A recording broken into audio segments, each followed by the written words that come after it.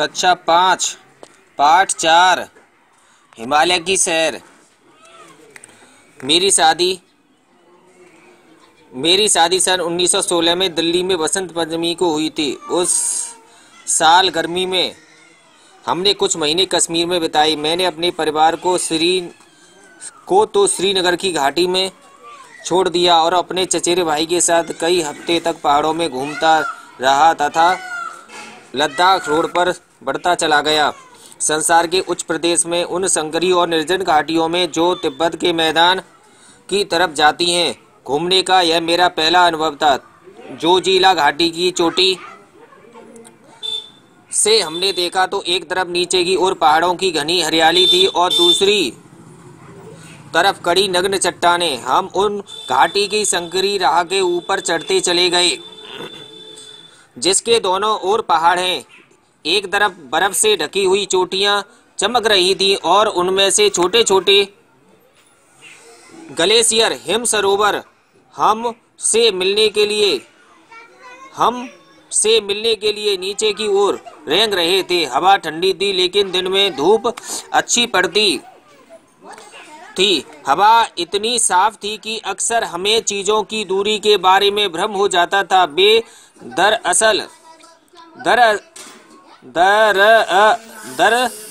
दरअसल जितनी दूर होती थी, हवा इतनी साफ थी कि अक्सर हमें चीजों की दूरी के बारे में भ्रम हो जाता था। वे दरअसल जितनी दूर होती थी, हम उन्हें उससे बहुत कम दूर समझते थे। धीरे धीरे सूनापन बढ़ता गया। पेड़ों और वनस्पतियों तक ने हमारा साथ छोड़ दिया। रह गई सिर्फ नंगी चट्टानें, बर्फ पाला और कहीं कहीं कुछ सुंदर फूल। फिर भी प्रकृति ने इन जंगली और सुनसान निवासों में मुझे अजीब संतोष मिला। मेरे उत्साह और उमंग का ठिकाना ना था। इस यात्रा में मुझे दिन को कपा देने वाला एक बड़ा अनुभव हुआ।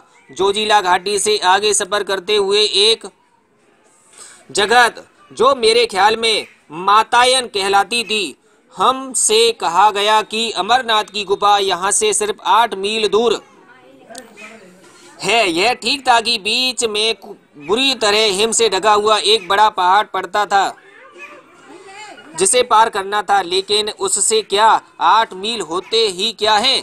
जोश खूब था और तजरबे नदारद हमने अपने डेरे तंबू जो 11,500 फुट की ऊंचाई पर थे छोड़ दिए और एक छोटे से दल के साथ पहाड़ पर चढ़ने लगे। रास्ता दिखाने के लिए हमारे साथ यहाँ एक गडरिया था। हम लोगों ने रस्सियों के सहारे कई बर्फीली नदियों को पार किया।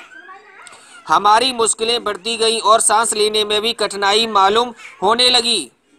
हमारे कुछ सामान उठाने वालों के मुंह में खून निकलने लगा। हालांकि उन पर बहुत बोझ नहीं था। इधर बर्फ पड़ने लगी और बर्फीली नदियां भयानक रूप से रपटीली हो गईं। हम लोग बुरी तरह थक गए।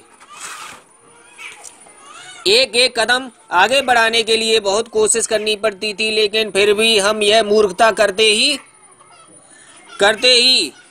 गए। हमने अपना खेमा सुबह 4 बजे छोड़ा था और 12 घंटे तक लगातार चढ़ते रहने के बाद हमें सुबेसाल हिम सरोवर देखने का अवसर मिला। यह दृश्य बहुत ही सुंदर था। उसके चारों ओर बर्फ से ढकी हुई पर्वत चोटियां थी, मानो देवताओं का मुकुट अथवा अर्धचंद्र हो कि परंतु ताजी बर्फ और कुहरे ने शीघ्र ही इस दृश्य को हमारी आंखों से ओझल कर दिया। पता नहीं कि हम कितनी ऊंचाई पर थे, लेकिन मेरा ख्याल है कि हम लोग कोई 15-16 हजार फुट की ऊंचाई पर जरूर होंगे, क्योंकि हम अमरनाथ की गुफा से बहुत ऊंचाई पर थे।